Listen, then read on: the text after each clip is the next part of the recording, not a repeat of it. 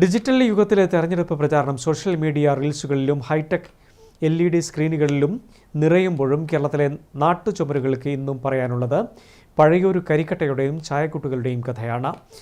സാങ്കേതികവിദ്യ ബ്രഷിനെ തോൽപ്പിക്കാൻ ശ്രമിക്കുമ്പോൾ തൻ്റെ വിരൽത്തുമ്പിലെ ചായം കൊണ്ട് 4 പതിറ്റാണ്ടിൻ്റെ രാഷ്ട്രീയ ചരിത്രം വരച്ചിടുകയാണ് ബക്കളം സ്വദേശിയായ സുരേഷ്.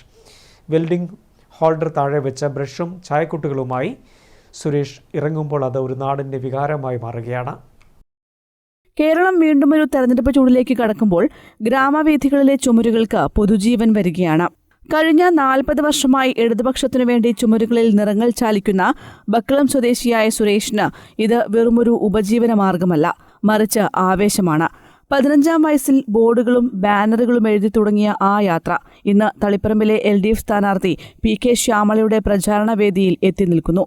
1980-ൽ കാസർഗോഡ് പാർലമെന്റ് മണ്ഡലത്തിൽ മത്സരിച്ച രാമണ്ണറയ്ക്ക് വേണ്ടി ആദ്യമായി ചുമരെഴുതിയ ആ 10ാം ക്ലാസ്സുകാരനിൽ നിന്ന് സുരേഷ് ഏറെ വളർന്നു. ചടയൻ ഗോവിന്ദനും പാട്യം രാജനും മുതൽ MV രാഘവനും MV ഗോവിന്ദൻ മാസ്റ്ററും വരെ സുരേഷിന്റെ ബ്രഷ് തുമ്പിലൂടെ ചുമരുകളിൽ തെളിഞ്ഞവരാണ്. രാഷ്ട്രീയത്തിലെ അതികായന്മാർ സുരേഷിന്റെ അക്ഷരങ്ങളിലൂടെ വോട്ടർമാരുടെ ഹൃദയങ്ങളിലേക്ക് നടന്നുകയറി. ഓരോ സ്ട്രോക്കിലും കൃത്യത, ഓരോ അക്ഷരത്തിലും ആത്മവിശ്വാസം. അതാണ് സുരേഷ് എന്ന കലാകാരന്റെ കൈമുതൽ.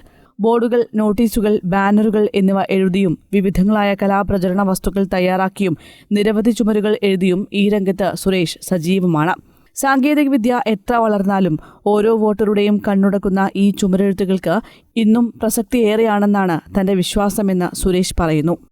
ഞാൻ 40 വർഷമായി ചുമരെഴുതുന്നത്, അതേപോലെ ബാനറായാലും എല്ലാ കാര്യങ്ങളും എഴുതുന്നതാണ്. കാസർഗോഡ് മണ്ഡലത്തിലാണ് ആദ്യം ചെയ്തത്. രാമണ്ണര മുതൽ അങ്ങനെ T ഗോവിന്ദൻ, P കരുണാകരൻ, അങ്ങനെ എല്ലാ സഖാക്കൾക്കും അവിടെ എഴുതിയിട്ടുണ്ട്. അതുപോലെ തന്നെ തളിപ്പറമ്പ് മണ്ഡലത്തിൽ പാച്ചേനി മുതൽ ഗോവിന്ദ മാഷക്ക് ഇത് 2 പ്രാവശ്യം ഗോവിന്ദ മാഷക്ക് എഴുതി. ഇപ്പോൾ ശ്യാമള ടീച്ചർക്കും എഴുതാൻ കഴിഞ്ഞതിൽ വളരെയധികം സന്തോഷമുണ്ട്. ഫ്ലക്സിൻ്റെ കാലഘട്ടം വന്നിട്ടും ഇതിന് പിന്നോട്ട് പോയിട്ടേ ഇല്ല. കാരണം വെച്ചാൽ ഇതിൻ്റെ ഭംഗിയും ഇതിൻ്റെ ശൈലിയും ഒരു പ്രത്യേകത തന്നെയാണ്.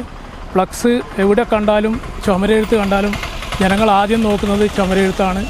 അതാണ് ആ കല ഇന്നും വിട്ടുപോയിട്ടില്ല.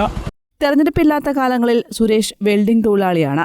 കത്തുന്ന തീനാളങ്ങൾക്കിടയിൽ ഇരുമ്പു കഷ്ണങ്ങൾ ഉരുക്കിച്ചേർക്കുന്ന അതേ ഏകാഗ്രതയോടെ തന്നെയാണ് തെരഞ്ഞെടുപ്പ് കാലത്ത് അദ്ദേഹം ചായക്കൂട്ടുകൾ കയ്യിലെടുക്കുന്നത്.